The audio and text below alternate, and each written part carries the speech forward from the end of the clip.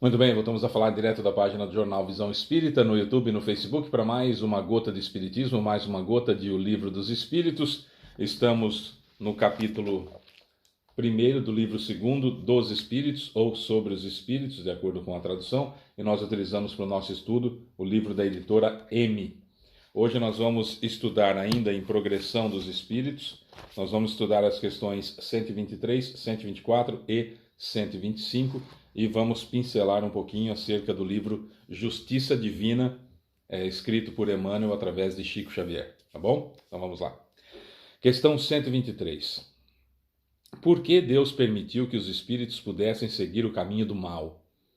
Nós estamos estudando justamente essa situação que, pelo nosso livre-arbítrio, nós podemos escolher se estacionamos, né, porque o espírito não retrograda, se nós estacionamos e ficamos aqui fazendo aquilo que não é certo, por rebeldia, por nosso senso de justiça ainda não apurado, ou podemos fazer o certo e sermos resignados acerca daquilo que nos acontece na vida, né, domando o orgulho, domando o egoísmo e progredindo. Então, cada um de nós faz essa escolha. E aí Kardec pergunta, aliás, as perguntas estão sempre trazendo, você vai ver a 123, 124, 125 que vamos estudar agora, a 126 e 127 que vamos estudar amanhã.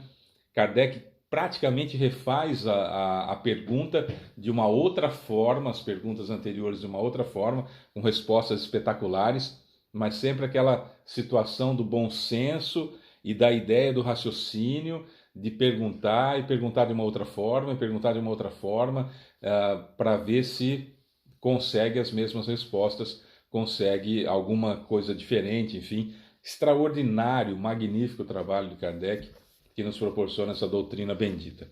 Por que Deus permitiu que os espíritos pudessem seguir o caminho do mal? Resposta: como ousais pedir a Deus satisfação sobre seus atos? Pensais poder invadir seus desígnios? Entender a cabeça de Deus? Como assim pedir contas a Deus? Pedir satisfação? No entanto, podeis dizer isso. A sabedoria de Deus está na liberdade de escolha que Ele dá a cada um, pois cada um tem o mérito sobre suas obras. Meritocracia, uma palavra muito usada no Brasil recentemente, nós estamos em 2023 gravando esses vídeos, e durante o ano de 2022 a gente ouviu muito essa palavra, meritocracia, que é algo divino quando de fato é meritocracia, ou seja, a cada um segundo suas obras, como dizia Jesus, a cada um segundo seus méritos. Então, nós temos basicamente duas colunas na nossa vida, a coluna dos acertos e a coluna dos equívocos. Uma coluna não anula a outra. Então, aquilo que eu coloco na coluna dos acertos, eu vou receber por isso, meritocracia. Aquilo que eu coloquei na coluna das dificuldades, dos equívocos, dos erros, do mal, ou seja, da ignorância, do senso de justiça totalmente fora de proporção, eu vou receber por isso. Uma não interfere na outra. Porém, no entanto, contudo, todavia, para que eu repare esse mal que está nessa coluna, eu devo criar o antídoto na coluna das boas obras. É assim que a gente paga o mal com o bem. Jesus diz exatamente isso. É preciso pagar o mal com o bem. Ou seja, fazer o bem agora reparando todo o mal que eu cometi. Erro, arrependimento, expiação, prova e reparação para cada erro. Erro, arrependimento, expiação, prova e reparação. 124. Pode haver espíritos que desde o princípio seguem a rota do bem absoluto e outros a do mal absoluto?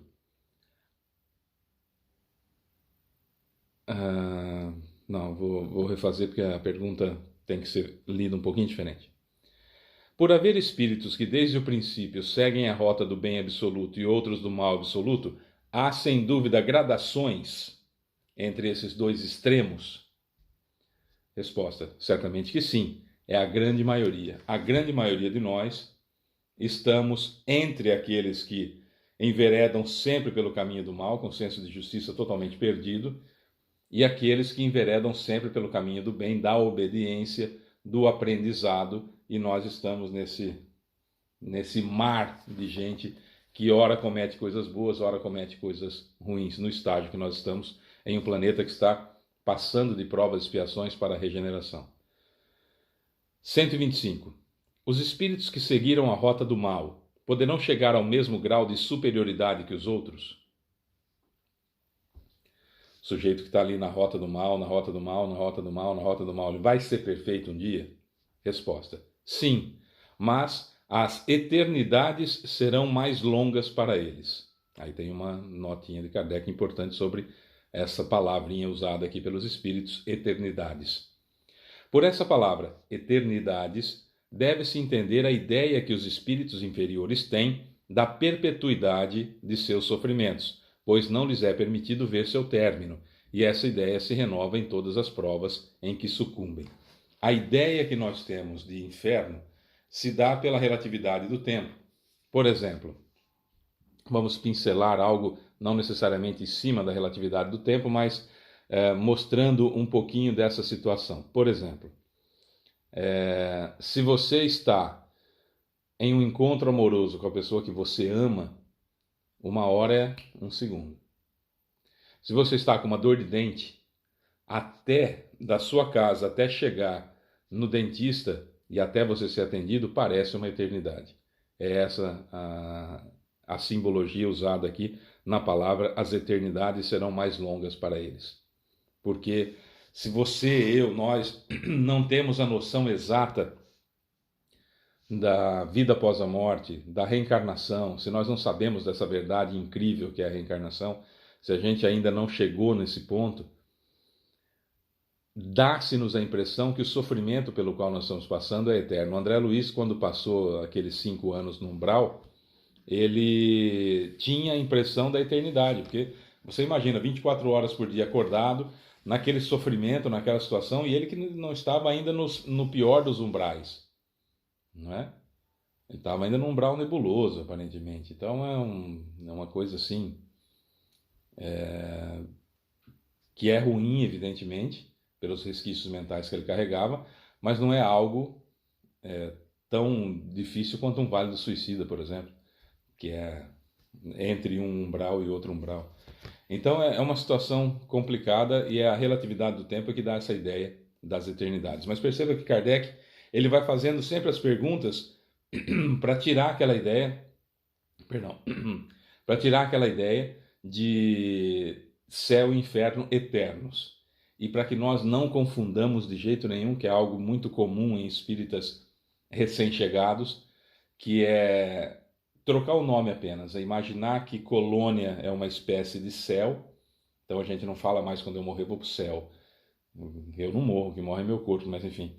Quando eu morrer vou para o céu, aí muda. Não, quando eu morrer vou para a colônia, vou ser resgatado, vou para a colônia. Mas ainda com a mesma ideia de benefício eterno, vou para a colônia para ser feliz e tal. E não é bem assim, né? Não é bem assim, porque eu vou entrar em contato comigo, vou desnudar a minha consciência, não é bem assim que as coisas funcionam. E a gente faz do outro lado também. Ah, não, esse assassino, essa pessoa, ele vai ver, quando ele morrer, ele vai para o umbral. E a gente mudou o nome, trocou o nome de inferno para umbral, para dar mas com a ideia, para dar essa ideia para a gente ainda, e passar para os outros muitas vezes, de pena, de penalização, de eterno também, o que não é. Não é? Umbral não é um lugar circunscrito, é um estado em que a pessoa se sente assim por uma série de razões, né? Enfim. Mas a gente vai falar mais sobre isso. No livro Justiça Divina, existe um item, o item 11, que é de 24 de fevereiro de 1961, psicografia de Chico Xavier, ditado por Emmanuel, que se chama Culpa e Reencarnação. Só para a gente ilustrar isso aqui, eu vou ler para vocês. Dá tempo? Dá. Espíritos culpados. Somos quase todos. Julgávamos que o poder transitório entre os homens nos fosse conferido como sendo privilégio e imaginário merecimento, e usámo-lo por espada destruidora, aniquilando a alegria dos semelhantes. Contudo, renascemos nos últimos degraus da subalternidade, aprendendo quanto dói o cativeiro da humilhação. Acreditávamos que a moeda farta nos situasse a cavaleiro dos desmandos da consciência. Ricos. Entretanto, voltamos à arena terrestre, reencarnamos em doloroso pauperismo, na pobreza, experimentando a miséria que infligimos aos outros. Aí a gente vai entendendo como é que faz, e a revolta só piora. E a revolta mantém a gente no mal. A resignação coloca a gente na senda do bem. Admitamos que as vítimas dos nossos erros deliberados se distanciassem de nós depois da morte. Morreu meu inimigo, estou livre desse daí. Mas tornamos a encontrá-los no lar, usando nomes familiares, no seio da parentela, onde nos cobram às vezes com juros de mora as dívidas de outros tempos em suor do rosto, no sacrifício constante, ou no sangue do coração, na forma de lágrimas. Há uma história muito comovente que a gente aprendeu, ocorrida no interior do Paraná, em que uma mãe de um sujeito acamado, vegetando desde a sua infância, já na fase adulta, e ela chega no centro para conversar com um mentor espiritual em uma reunião mediúnica, querendo tomar satisfações porque é que o filho estava naquela situação. E aprendendo com o Espiritismo que o filho colhia o que plantara, o que havia plantado em outras encarnações, ela então fala, mas ele tinha um cúmplice, ele provavelmente tinha um obsessor, que o instigava ainda mais, que aumentava os desejos dele, porque o obsessor não dá defeito para ninguém, ele aumenta aquilo que a gente tem só no máximo. E tinha um obsessor que fazia isso, e o mentor fala, tinha, era você. E agora você está resgatando, amando, cuidando, né, daquele que você desviou no passado. Quer dizer, nós estamos ligados dentro do lar a amigos e inimigos para reharmonização dentro do lar. Por isso temos que tomar muito cuidado com relacionamentos tóxicos, porque a gente ficar estendendo benevolentemente o pescoço ao inimigo é ruim para a reconciliação, e às vezes um passinho para trás, né, um certo distanciamento, faz com que nós consigamos entender a outra pessoa, ver a outra pessoa como um ser humano falível também, e ser tolerantes, indulgentes para com essas imperfeições, trabalhando isso fora de casa para tentar dentro de casa fazer o melhor possível, né?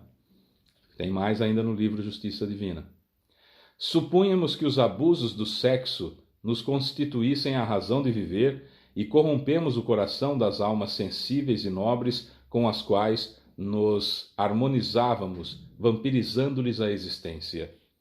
No entanto, regressamos ao mundo em corpos dilacerados e deprimidos, exibindo as estranhas enfermidades ou as gravosas obsessões que criamos para nós mesmos, a estampar na apresentação pessoal a soma deplorável dos nossos desequilíbrios.